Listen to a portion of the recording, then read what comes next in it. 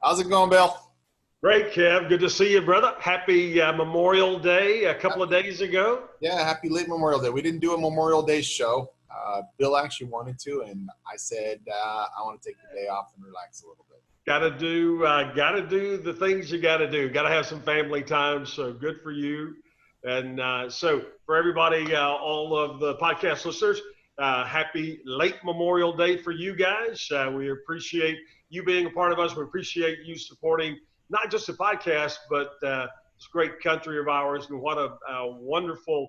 We had a great Memorial Day here. Weather was really nice, and so we're into probably a lot like you are. We're starting to get into all upper 80s and low 90s right now, and that's good and good for the virus and getting rid of that rascal. I have a couple of doctor friends that say, hey, you know what?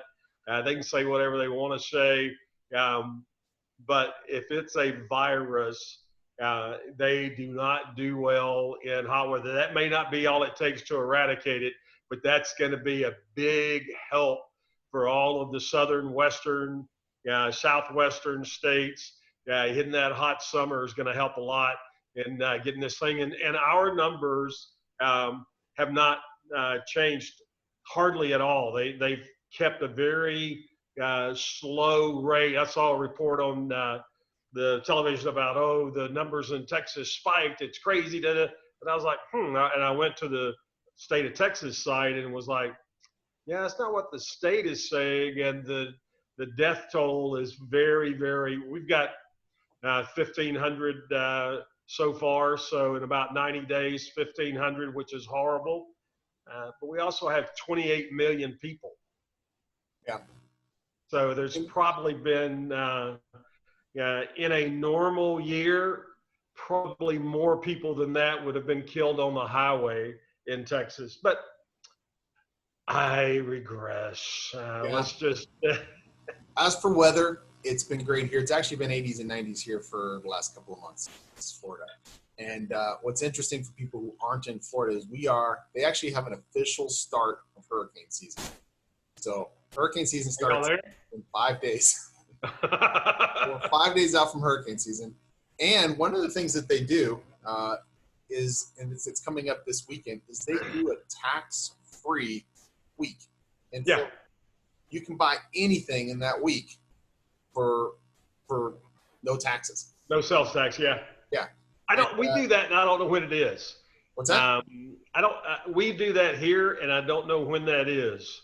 And I don't remember if it's tax-free week or tax-free weekend. But we do a tax-free sometime, so there's no sales tax. I think it's just a weekend, but. Yeah, I think it's supposed to be so people can go and purchase things like generators and things like that they might need for upcoming hurricane season. And I know some states do tax things like break. I'm all for. Yeah, anytime we don't have to pay taxes. I wonder if I can go out and buy a new car and not pay sales tax on it. A lot of states, which is kind of cool, getting off topic, don't charge taxes on things that are necessary, like jackets and coats, gloves, mittens, things like that. Like I know in Wyoming, if you buy anything that is clothing related, there's no sales tax on it because it gets really, really cold up there. But that leads us into money, which was going to be our topic for today. Yeah, so speaking of money. Yes, speaking of money and saving money, let's talk about how to get money to make more money. And we've heard that before so many times. It takes money to make money, and it really does. Okay, you're not going to get started on this really with $0.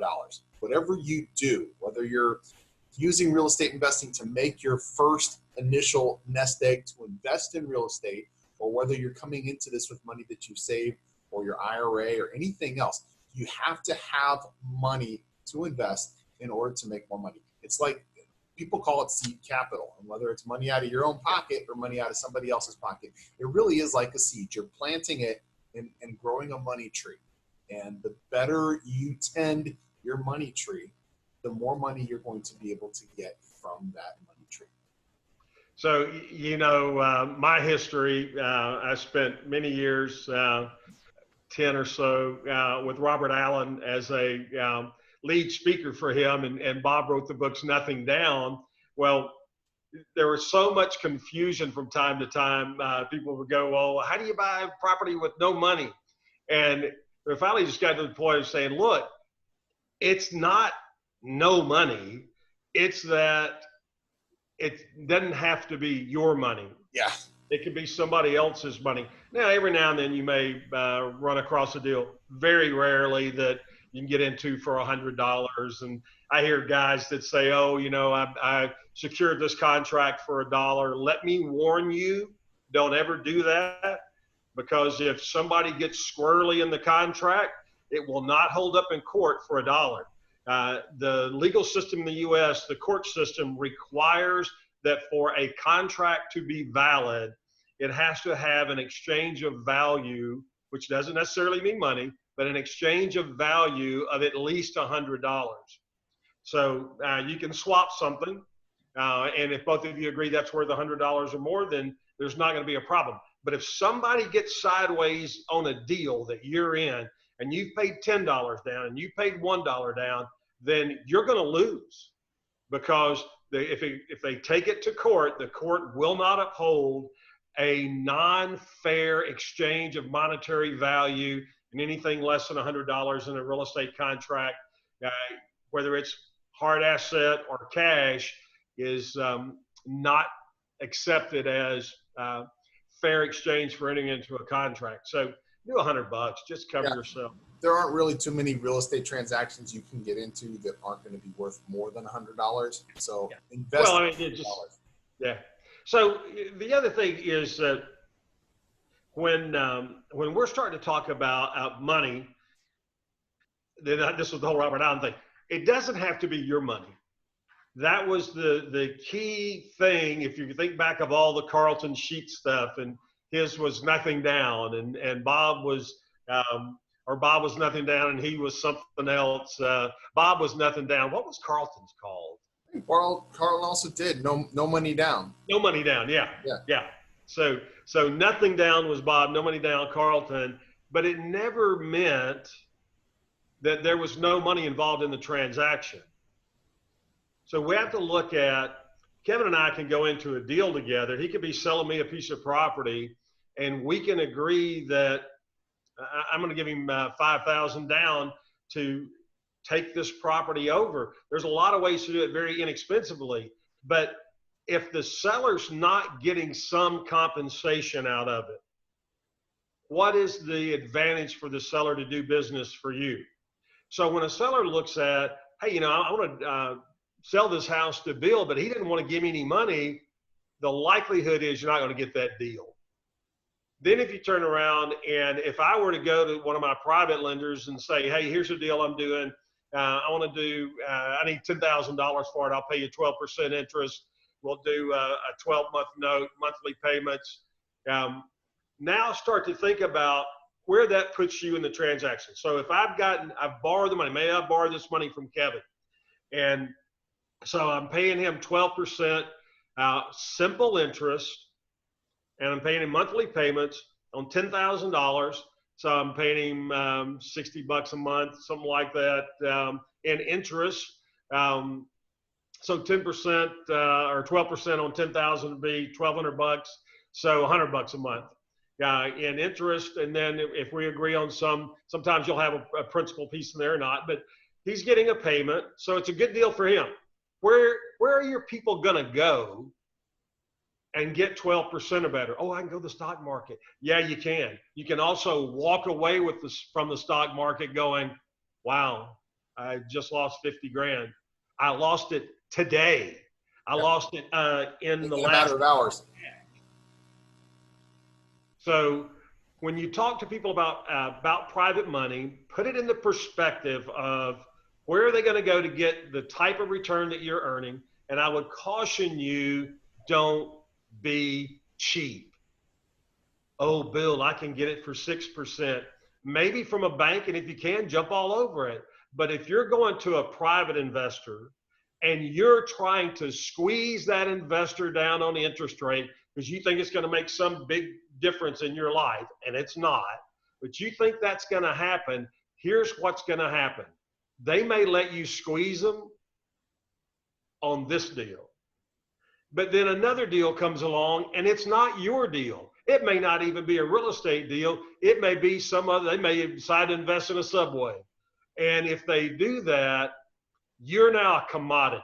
When you're a commodity, it's just wherever the best rate is, that's where they go. They forget it done. If you're paying them 10 or better, then they go, well, wait a minute, I got some more money. Let me see if Bill's got something else. Let me see if Kevin's got something else, because those guys are giving me a great rate of return. And a lot of times those people will turn down. So let's say I'm paying Kevin 12 and we've been doing this for 2 or 3 years. Then something comes along for him and it's 13 and a half. He's very likely to stay with me because we now have long history. And he starts looking at it and going, wow, I got a really good deal going over here with Bill. And I know that can keep rolling for me. This 13 and a half it's really appealing, but I'm probably going to pass on that. And you build up brand loyalty with yourself, but make sure that you're not cheap. Bird in the hand is worth more than 2 in the bush. Absolutely. Is what my grandmother would have said. And I approach this the way I try to approach my life also. Give these people value, make them want to work with you because they can't get a better deal anywhere else. And it doesn't just have to be the money. It can be the way you treat them. It can be the way you keep them in the loop. It can be the way you pay them out. If you are providing customer service because you are their customer, if you're providing customer service, you are going above and beyond. You're treating them with respect. You are doing everything that you promised that you would do. They're going to be happy to invest with you. Look at it like this. If you cheap out, okay, you might get this one investor one time, and then you're going to go work again for another investor. And you're going to work again trying to find another investor. Whereas if you do something good for this investor and you give them a good return, your returns may be a little bit less, but you're saving time, you're saving energy, you're saving frustration by working with somebody that you know and that you know whether or not they're going to deliver and how they're going to deliver. And you do that by being a good steward of their money, and that means giving them a good return. The other thing I want to point out is don't waste your time, okay? If you're talking to somebody and you're giving them a good return and they're still hemming and hawing, move on. Go find somebody else. Because if you're giving somebody a good return and they're not interested, you're probably not going to talk them into it. They either really don't have the money or they're just not interested at all. Save your time. Go somewhere else. Leave your information with them. Let them know. If you're interested, you give me a call because I've got these kinds of deals all the time. Okay? Yep. And go on to the next person. Start building a network. And in real estate, like any other business, especially businesses that you're in for yourself, a network is key. The network will be the difference between your success and your failure. Now, you won't fail if you don't have a network, but you will definitely succeed and have a greater level of success if you have a better network. So you may run into investors that want to invest with you, and you might not even have a deal for them. And when that happens, that's awesome because now you can start going out and finding additional deals that you didn't even think you could do because you have investors lined up wanting to work with you because you have a track record with other investors. Birds of a feather flock together. So people who invest hang out with other people who invest, and they will say, you know what, I've been getting an awesome deal with Bill, and I don't know if he has any more deals or not, but I'll ask him next time. Or you know what, come with me and let's all play around at golf and let me introduce you to Bill.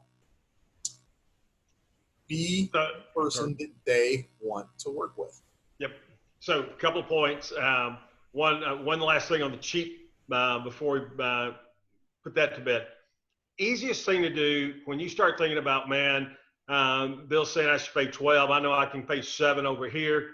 And especially when you're paying simple interest, sit down with a calculator and look at what the monthly difference is for you. And typically these are not going to be longer than 12 months. And a lot of times they're not going to last 12 months, but typically they're not going to be longer than 12 months. And run out what the numbers is. And you're looking at, hey, this one's got a $142 payment on it. This one's got a $165 payment on it. So is that $23 difference really going to make a difference for you? It can make a difference psychologically for your lender. So that's one thing. And then on this birds of a feather comment that Kevin made, yes, I'll tell you my first whale that was with me, when we started doing business, our first transaction together was 50 grand. And I really worried over the first couple of months that I had made a mistake in doing business with this guy, because I was getting called almost every day checking on things. And I was like, man, my thought process started to become, this was his last $50,000, and that's why he's so freaked out about it. What I didn't know was it was his due diligence process. So we got that deal done, and as it was being closed on the sale transaction, and he knew his money was coming back to him, he was like, hey, I got a little bit more money. I can go up to about 75 if you've got something. Now, you got to remember, this is 20 plus years ago. Like, sure. Well, over the course of a few years, of every time we turned around, that money got bigger. It wasn't that 50 was all he had to begin with. It was that 50 was all he was willing to start with me with. The money was there all along. We ended up with about $3 million at our peak. And it came in little by little, by little, by little, by little. But every time, as long as you're doing what you need to do, if people have additional funds available, they're typically going to tell you that, unless they've got some place that they're getting a better deal that they feel just as safe as they do with you, which likely means it would be another real estate transaction. And look, there was a time when I first got started. Now, the interest rate world was very different. But when I got started, I was paying 18% interest on money and making money on deals, because one of the things that Kevin will tell you, when I'll pound on you, is having the access to cash, whether it is through doing private money, whether it's through investing with somebody through their IRA, self-directed IRA, however you go about it, having that access to cash and credit is the single most important thing to move your business to a bigger level. I was fussing at a guy that I do some consulting with. He's like, man, my business just isn't growing fast enough. And I said, well, let's look at what you're doing. And we started looking at it and said, well, where'd this money come from? He goes, well, it came out of my IRA. So it came out of an IRA? He said, no, it came out of my IRA. And I'm like, what are you doing putting your money into? Well, if I put my money in, I save all of that interest. And I said, well, there you go. Here's your sign. And he's like, what? I'm like, yeah, you save that interest because you got all your money wrapped up in one property. And your business can't grow until you sell that property. Kevin and I went through, and Kevin went through this a couple of shows ago about doing property in Cleveland. We're going to be in Cleveland. When are we going to be in Cleveland? In August. The 8th, 9th, 10th, and 11th, I believe. And it's going to be a buyer's event, which means we're actually going to be buying real estate. So we're going to keep you posted on that. Kevin and I are going to be hosting an event in Cleveland together that is, look, it's buyers. We're not there to. One thing I want to point out, too, for that event, because we are going to be getting on a bus and actually looking at property that you guys are going to pick out in those first 3 days, it's limited to 30 people because we can't put more than 30 people on a bus. So 30 people. The information is up on our website, but if you have any more questions, please send us an email. August, 30 we'll people. Tell you a lot more. But moving on, Yeah, we'll tell you a lot more about that as it goes. But if I've got the ability to leverage those funds, and that's what private money does, it gives you the ultimate amount of leverage. you can go out and do 10 deals today through private money. And a very different aspect. It's one of the things I love about private money as opposed to bank money. Banks, the more property you get, the more nervous they get, because they're like, man, if this one doesn't sell, or if the tenant moves out of this one, this whole thing could collapse, because I don't know, especially as you get bigger numbers, I don't know if there's enough cash flow behind this, and it's crazy. Private money looks at it, the more property you have as an investor, the safer the private money feels, because they understand it. Well, gosh, Bill's got 12 houses. That's great. I'm helping him buy number 13 and 14. Terrific. And they have a stronger degree of confidence in you because you have a lot of property, not the banks a lot of times that are just the opposite. There used to be a semi-official matrix that applied to that. If you owned 5 or 6 properties, the banks would not write an FHA loan for you. And that means a loan that's backed by the FHA. It wasn't actually an FHA loan. But we call them FHA loans. The bank would not write an FHA loan for you. Then when we went through that mortgage meltdown in 2008, that number dropped to 3 properties. If you had 3 properties, the bank would not write an FHA loan for you. Now that changed again. It's back at about 6. So when you start acquiring properties for different things, when you start acquiring properties for flips, it's easy because you're not holding on to those properties. When you start acquiring properties for cash flow, private money is an excellent source for funding those properties. And you also have to set up different entities if you're going to be working with the bank. But to put things in perspective, to just a common sense reality check. If you have the ability to go to the bank and get a signature loan for 6% on a few $100,000, okay, you probably don't need private money. Okay, I mean that's just the fact of it. People are like, oh, I can get 6% from the bank. If you can get 6% from the bank, go do it. Go do it. Day in and day out, if you can do that, you probably don't need to get a loan for $300,000 because the bank sees that you've got assets in the bank already.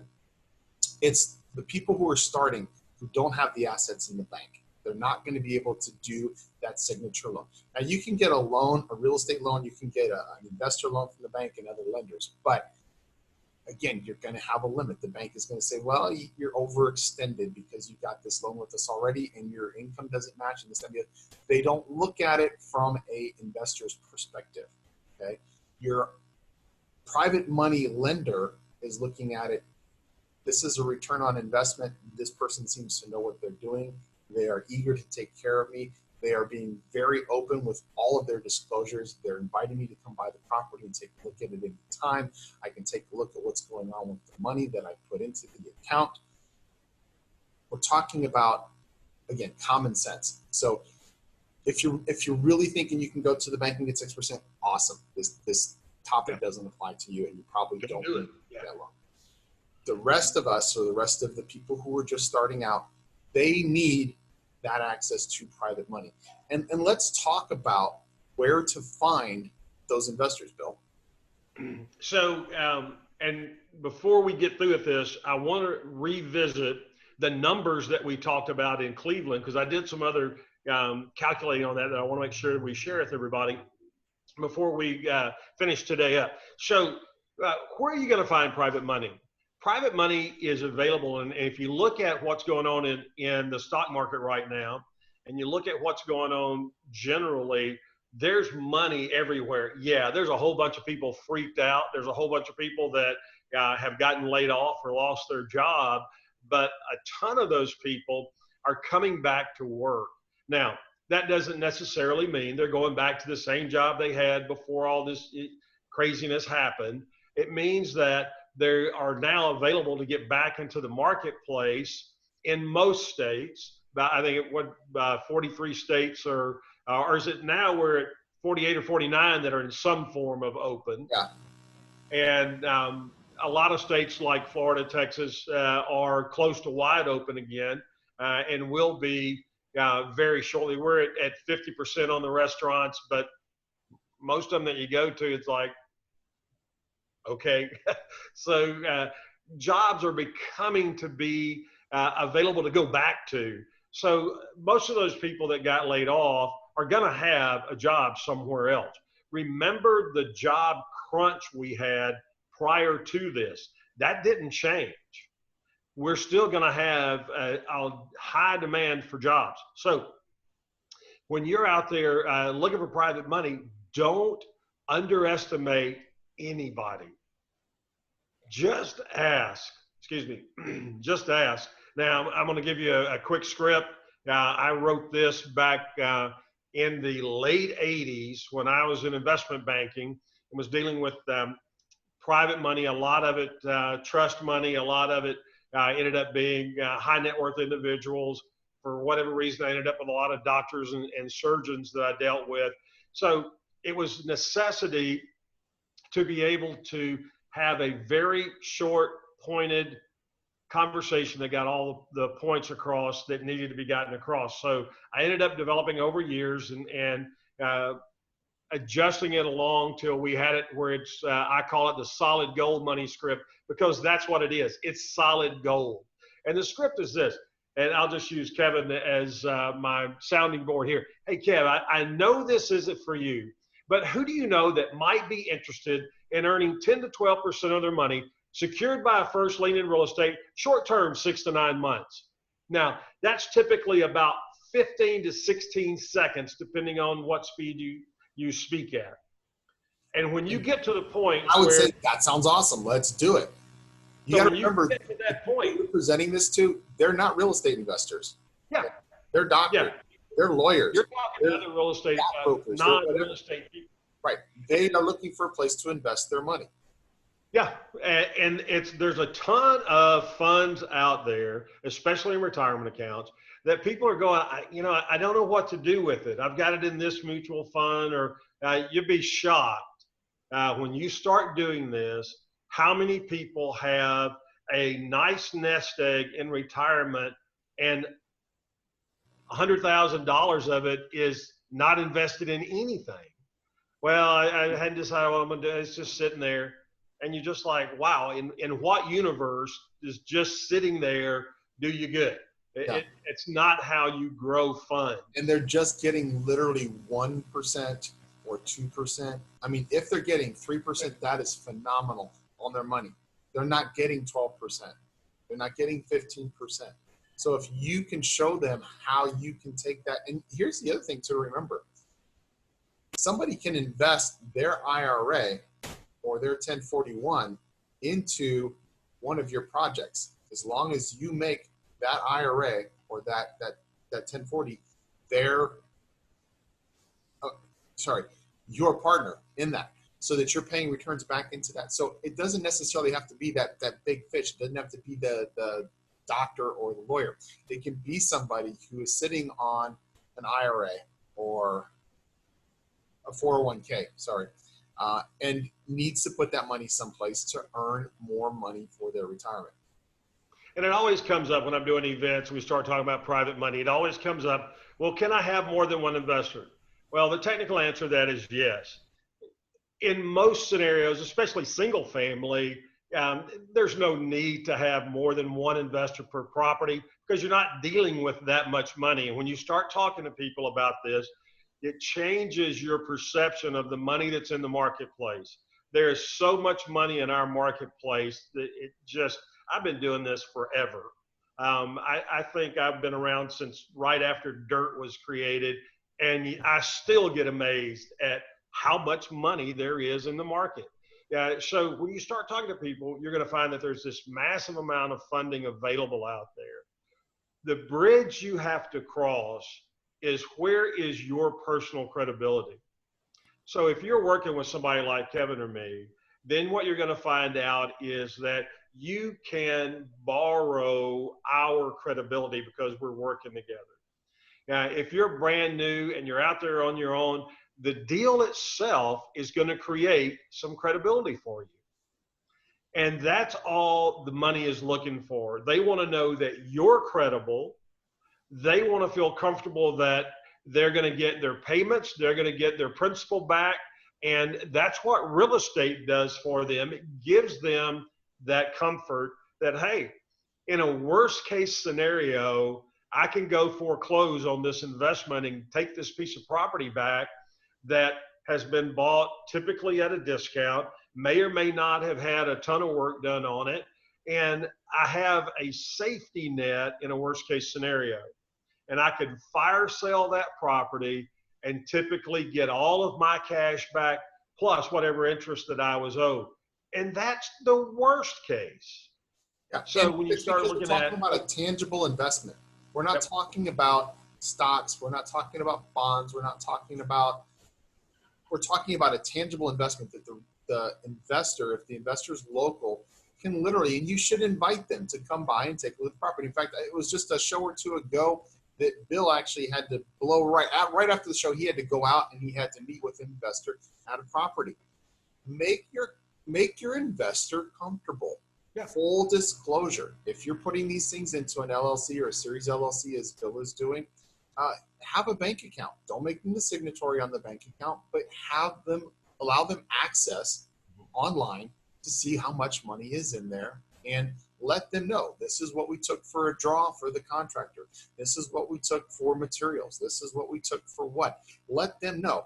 I used to send an email out back when I would do this. I would send an email out to them once a week and give them an update. And the update included all of the financial information. And they had access to go look at the bank account and reconcile everything. And I know they were happy to be able to go to first couple times, first few days, first few weeks. You'll see them at your site because they want to make sure that you're getting things done. And after that, you're probably going to have to beg them to come out and take a look at the property when it's done. They have an open invitation when I'm doing it. The contractor knows who they are. They have an open invitation. They're treated with respect when they come in. They're like, oh, who are you? Why are you here? They are the investor. They own this property until we flip it and we split the profits with them. and if you're out there doing deals and you're out in the marketplace on a regular basis, people are going to get to know you, and people that you're around. I'll give you a prime example. Many of you know that I pit crewed IndyCar for 2 years. Well, one of the owners of the team, after we had worked together for a few months, that first season, we're at the racetrack having a beer after practice one day. And he's like, well, tell me really what it is that you do. So I told him a little bit about what I do in my real estate business. He said, oh, that's interesting. And okay, great. That's just conversation.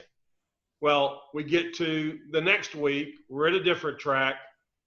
We're having a beer after practice one day, and he goes, yeah, I've been thinking about that. If you ever need some additional money, now here's a guy that is a part owner in a high-level race team. IndyCar is it's not quite as expensive as NASCAR or Formula One, but trust me, it ain't cheap. So they're going to spend the owners now. They get sponsors, but they have to put money up first, and any shortfall they have to cover. They have to have the ability to do that, and so it's a serious multi-million-dollar commitment. And so we're having this conversation. It comes up again, and he's like, hey, if you have any extra need, call me. So I did very quickly, and we started doing deals together as well. And the first 2 or 3 deals we used an online spreadsheet so that at any time he could go in, because the way I like to run control of things, this is just me. I like to know it's a day-to-day, but I tab out on a weekly basis. I like to know at the end of the week, all right, so here's where I am on the cost of my funds. I know the money I've borrowed to do this particular piece of property is costing me X number of dollars. Maybe it's costing me $42.13 a day, every single day, whether something gets done on that house or not, whether that property has been sold or not, whether that property has been occupied by a new renter or not, it doesn't matter. I'm accumulating and having to pay this amount of interest every single day. And so I keep a running spreadsheet of here's my daily cost for interest, and here's my running total on this particular project. how much interest I've accrued so far. Same thing, we work with here is we start out with a budget of X for the rehab, whether we're going to flip it or whether we're turning it into real property, doesn't matter. We have a budget to get this property market ready. And then we're drawing down off of that budget, whether it's all given to you at once or whether you're doing construction draw, it doesn't matter. You're drawing down on it. Here's what I've spent. Here's what I've got left in the budget. And then you can look at individual categories. Am I on track or not? But having that control mechanism. So for Kevin, sharing with the bank information. For me, online spreadsheet. And Google Docs now is so easy for this. Yeah, so, have a spreadsheet application, and it's absolutely free to use. Yeah. And before we start running out of time, because I want to let you talk about what you're talking about with the numbers, but we had said earlier, you know, we actually passed this across. Birds of a feather flock together. So you can find investors online. You can find them through different resources, but keep in mind, where are these people going to be hanging out? Where are these people going to be spending their time? And put yourself in those same places. In a lot of situations, it is investor meetings, but a lot of times it really isn't, because they're not going out looking for investor meetings. They may not have even thought about it until you put that bug in their ear. Yep. So if you have the opportunity to go to some sort of a networking event that is outside of investing or real estate investing, because if you're going to that event, they're going to expect to get pitched, okay? But if you're going to, say, a medical networking event or a legal networking event or something like that, go with your pocket full of cards, but your head in your hand, okay? Be honest, be humble, don't be full of yourself. But go out there and let them know that you are eager to work with them if they are interested, investing their time and their money with you.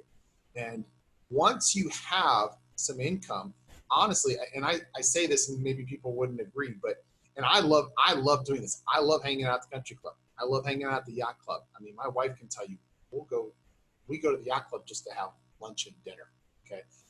I will go to the country club for weeks at a time and not even play golf. I will just eat, okay? Mm-hmm. They have networking events at the country club. They have networking events at the yacht club. If you belong to any of those types of clubs, they have reciprocity with other clubs all across the country. You can meet all kinds of interesting people. Just because you are in one state doesn't mean you can't have an investor from another location. But birds of a feather flock together. Put yourself into that network. Make yourself part of that so that you're part of that wheel. So people they know exactly where to find you, because on Friday, you're at the bar at the country club, or on Saturday, you're doing a sale with a bunch of friends at the yacht club. Just put yourself into those positions. And I also wanted to give Bill the opportunity to go over the numbers that he was talking about for Cleveland. Okay, so two things real quick. One is the ability, if you're looking at a custodial firm that handles those type of transactions, there's a bunch of them out there. Quest down in Houston is a fabulous one. Equity Trust Company out of they're not technically Ohio. So is another great one. A lot of those type companies hold events to talk to people about putting their retirement funds into real estate and using their service. Now, what they won't do is say, hey, Bill has an IRA. Bill, you need to go talk to that. They won't do that. But you can call them and find out, like Quest does this all the time. They have 4 locations in the state of Texas where they regularly hold Quest roundtables, $1 million roundtables. And where they just have people come out and say, hey, if you want to learn they run ads. If you want to learn how to make 8, 10, 12% return safely on your money, we're going to hold a seminar to teach you how to do that. And they go do that. And they invite us as real estate investors to come out and meet and sometimes speak to all these people. So you'll find out where they hang out. All right. So here was the thing I was looking at with the Cleveland numbers that we were yakking about, if you've been on for the last few podcasts or so. If I'm taking 50,000, and so and I want to leverage that and buy multiple duplexes so that I can get 50, 60, 75% cash on cash return on a yearly basis, which we established that whether you get it or not, you can do that. And that's what we're going to be in Cleveland for in August, is to do that. So I started looking at, what if I didn't have 50? What if I only had 25 and I needed to pay 12% to go borrow another 25? Well, 50,000 at 12%, $6,000. That's $500 a month. So 25 would be $250 a month. So if I'm paying $250 a month on the carry, and I'm making $300, $400, $500 on my net on my investment in my duplex, and on how many duplexes is that? Each one is creating roughly how much, Kev? Ballpark, each duplex. If you're getting 5, which you can get 5 different, you could get more, but let's say 5 for your 50, okay? And you're getting a 50% return on that every single year. And that, if you looked at our numbers, 50 is a low number. Yeah. I want to be safe, and I want to tell you 50. Okay. So $50,000 invested is going to get you $25,000 profit. Okay, that's pre-tax profit. Okay, and you don't pay taxes and then pay your investors. You pay your investors before you pay your taxes. Okay, so you're talking about $25,000 is what you made on your $50,000 in 1 year. If you're going and you're borrowing $25,000 in order to get to 50, okay, you have literally just paid that back in the first year minus your interest. Okay, but you can pay back half of that year 1 and pay back the other half year 2, and you are still ahead of the game. You now own those 5 properties, making 50% or greater every single year. And that's after. That was the thing that everything I want to hit on, and I know we're over it, but that was the thing I want to touch on real quick, is you could actually borrow the full 50,000, and once you're fully deployed, you're going to have 2, maybe 3 years. You'll have eliminated that debt. You'll have let's just go 3 years. You will have eliminated that note and all the interest associated with it. You're now in a cash flowing into your pocket position every month, and you've already got 3 years worth of equity provided by the tenants in this property. I'm telling you, for those of you that are serious, you're going to figure out how to join us in the City on the Lake in August, because this is a happening deal.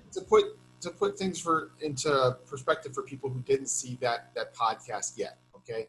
$50,000 was the number we used because the podcast that we did before we went over Cleveland numbers went over how you can take $50,000 and turn it into over $1 million pre-tax cash flow in your pocket every single year in 10 years or less, while still keeping your portfolio of $6-7 million worth of properties and millions of dollars worth of equity in your portfolio.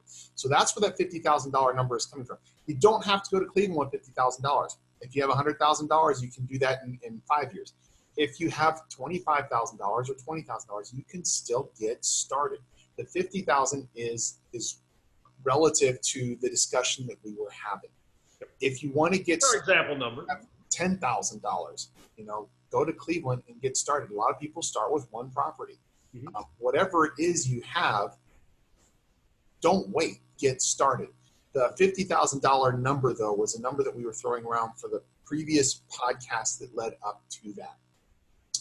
In Cleveland, Bill will also show them how to take that information that they have and parlay it into being able to bring in additional investors. Because if you have a tap on the Golden Goose, then I promise there are people who are going to want to come in and partner with you and share that investment with you. So Bill's talking about 12% interest. Okay, you could literally set up LLCs and you could be buying $200,000 worth of properties, within a year, and be making that $1 million benchmark for yourself in less than 10 years, and for your investors in less than 10 years.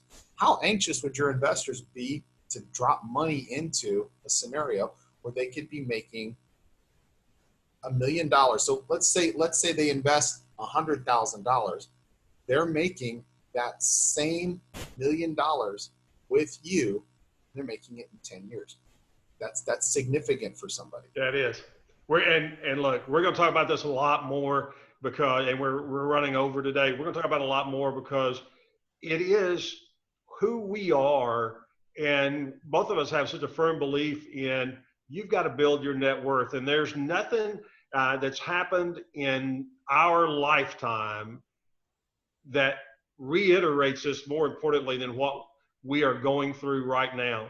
A lot of people have lost their jobs, lost their income, don't know where they're going to go. And from an employment or from an income standpoint, we will help you avoid this, because if you think this is the last time this is going to happen, cat's out of the bag. China knows they can do it. Other people know that they can play on our fear to shut down, and this will happen again, whether it's coronavirus or something else. Promise you it'll happen again, and you want to be in a position where it doesn't have to affect your income. This is a great way to do that, besides just being one tremendous. And it may not even be a virus. It could be the economy takes a slump. Yeah. That always happens. It always happens. It's always cyclical. It could be that you lose your job. It could be, honestly, that you start making so much money that you don't want to work anymore. Okay. And I'll walk you through really quick my day. I do whatever I want. Okay. Memorial Day here, it rained. Okay. The day before we spent out at the beach. Memorial Day, it rained. I went out and I rebuilt the axle on a Jeep. Okay. That's my day. Any day I want to, I just go do what I want to do, because I don't have to punch a time clock. I don't have to meet somebody somewhere for something, unless it's a meeting, which is few and far between. I take money that I make from my real estate investments, and I don't pay bills with them because I've already got the bills paid. Okay? I take that money and I literally sit down at the computer and I buy more real estate with it. Okay? And it just keeps growing and growing and growing. And my son's asking, when are you going to stop? I don't know when. They shouldn't be complaining because they're probably going to get it at the end anyway. But if you don't do something with that money, it just sits and it does nothing. Yeah. Well, it does do something. It evaporates. Yeah. For me, it continues to grow, and I can continue to put it into that machine that grows it, that money tree that we talked about at the beginning of the podcast, and still live a great life. I don't have to worry about punching a clock. I'm going to tell you an interesting story, and then we can go. You know Reggie Brooks. Yeah, absolutely. Reggie used to work for AT&T. Okay. Reggie started investing in real estate while he was still working at AT&T. And this is a story that applies to everybody, and you guys are going to get it when you hear this story. At one point, he said, wait a minute, I am making as much money investing in real estate as I am working at AT&T. And he was thinking, before he had that epiphany, he was thinking, I'm doing good. I'm making twice as much money now. Okay? I'm making as much money in real estate as I am making from my job. I need to quit my job and put that time into real estate, and I could be making even more and being happier, because I don't have to answer to somebody. I don't have to get up at the same time every day. I don't have to work for somebody else. I don't know if it was Robert Allen or if it was Al who used the JOB, just over broke. Yeah. So a job is just over broke. Yep. Your boss is going to pay you just enough that you don't quit, and you're going to work just hard enough that you don't get fired. Yep. Unless you want to change that circle of disaster, you have to do something. Take that step, whatever it is. Maybe it's just watching this podcast, but watching won't do it. You have to act. Take those actions. This is the best game in town. This is why Bill and I are here. We firmly believe it. Okay. I don't know what else to say. I know what else to say. Hey, we'll see you Monday. We'll see you guys Monday. Have a great Thanks, everybody. Have a great week. We'll see you Monday.